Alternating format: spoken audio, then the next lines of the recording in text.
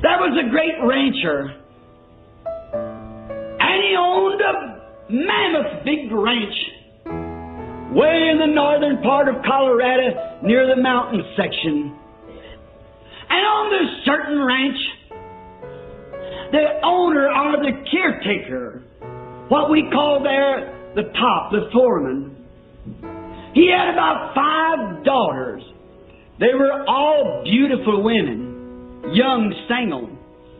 And there was a little lady there, which was a cousin to these girls, that her father and mother had both deceased. And she was brought over there to live with her uncle. And those girls, they wasn't those fancy type of frilly frocks, you know, and they just took this poor little girl and they just treated her like she was some animal. All the hard work poured right on her. She washed the dishes, she cleaned up, she fixed the bunks, she had to do it all. And they just stayed around with polished fingernails and manicure, the stuff on their lips and all fixed up, you know, just prissy. When they heard that from Chicago, the big packing company who owned the outfit, his young single son was coming to visit the ranch. Oh, did they dike out in good clothes? And did they dress and make ready for his coming? And each night the conversation would be, they were going to dance this young man and marry him, then they would own the ranch themselves, for the son would fall heir to all. So they made themselves ready. Of course, that poor little cousin, that reminds me of an offcast somewhere. You can appreciate her. She was a beautiful woman, but oh my, she was a nice little girl, but she was not even considered among them, not as a relative, not even considered. So the poor little fellow just went ahead working, and when the young man arrived, they didn't know it, but he come looking for a wife.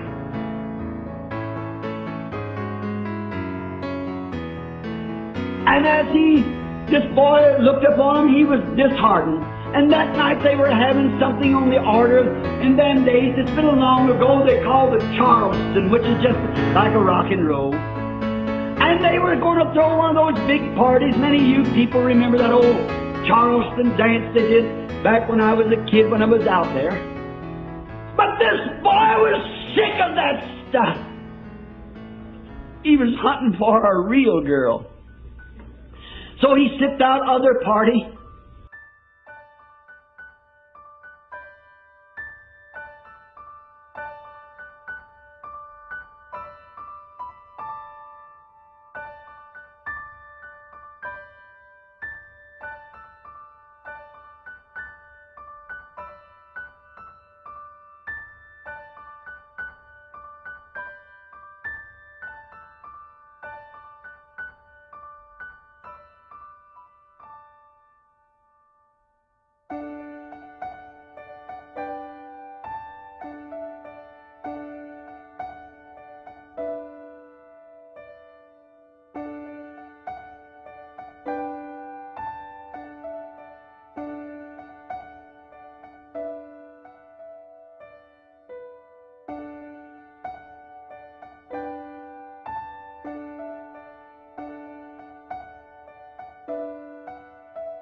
Good evening.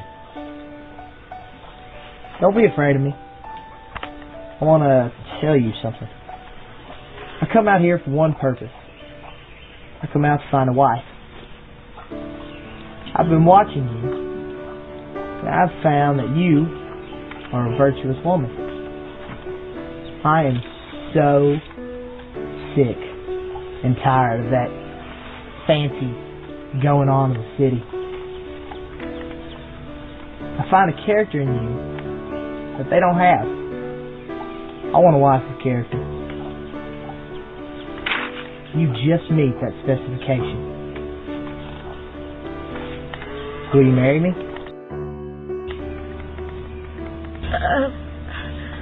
Of course I would, but I'm not worthy. Don't think of that. I'm not looking for clothes and things. Now, you make yourself ready. 1 year from this night, I'll be back to get you.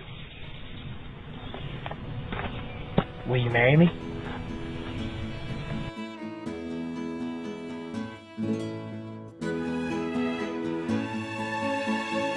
All years she worked, slaved, and saved her little 75 cents of what they give her for her wages a day. And she was saving up her money to buy her wedding gown, to make everything ready. Oh, that was all her thought, make it ready. And she has made herself ready. She got her clothes, her wedding clothes, while her cousins laughed at her and made fun of her.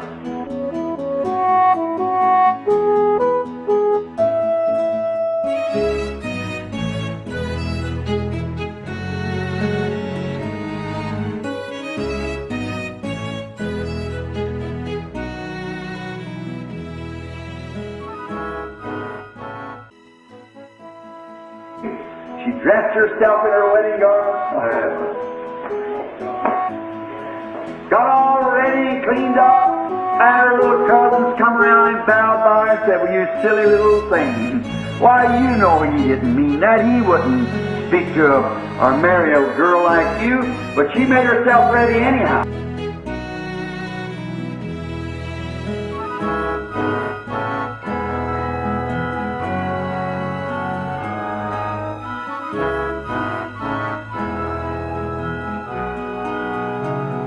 So come along late in the evening and they begin to mock and make fun of her. She stood right at the door waiting anyhow. And so he said, "What time did he say he'd be here?" He said he didn't say. But said he told me tonight that he gave me the engagement ring. He said he told me it would be about 1 year from now. Therefore, I've got an hour left. Amen. Just kept waiting. I got 1 hour left. 30 minutes left. 10 minutes left. And they laughed and made fun of her, called her everything.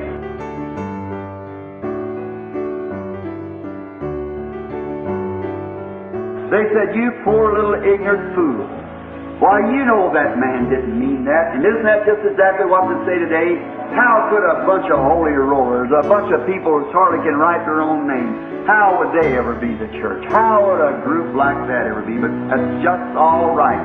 When we got engaged and felt that betrothal kiss of Jesus Christ on our heart to take away our sins, something tells us that He's coming back again. Just stand by. Someday He'll come back.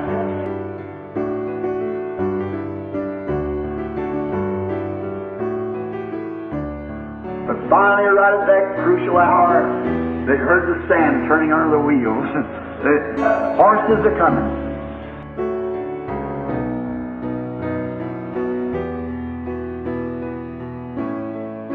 What a thing it was to see that little bride had made herself ready, jump out of the door and round through the rose-covered trellis out there to fly into the arms of the man that she loved and to be her husband, to pick her up and like that and be married and ride away. Some of these days, brother, those who are making fun and saying holy roller and Pentecostal and things like that, we're awaiting. We still got a little time. It's all, there's no difference what it ever was. Don't worry. We got a little time left. And at that moment that He promised, He'll be here. And some of these days we'll take a flight and go away. Just be ready. Keep the wedding garment on. Keep all cruel out of your heart. Everything. Listen now to the scripture, read here. "Let us be glad and rejoice and give honor to Him, for the marriage of the Lamb is come, and His wife has made herself ready." Get it? "And to her was granted that she should be arrayed in fine linen, clean and white, for the fine linen is the righteousness of saints." Praise be to God. "And He said unto me, Right blessed are they which are called to the marriage supper of the Lamb. And He said unto me, These are the true sayings of God." So there's going to be a meeting in the air one of these days. In a sweet, sweet by and by. Just stay ready. Keep yourself ready. Purge your heart from all evil thinking. Have faith in God, no matter how dark it looks and how many laughs and make fun and say you've made a mistake. Keep right on living holy and living for God. Just keep moving on. The hour will arrive.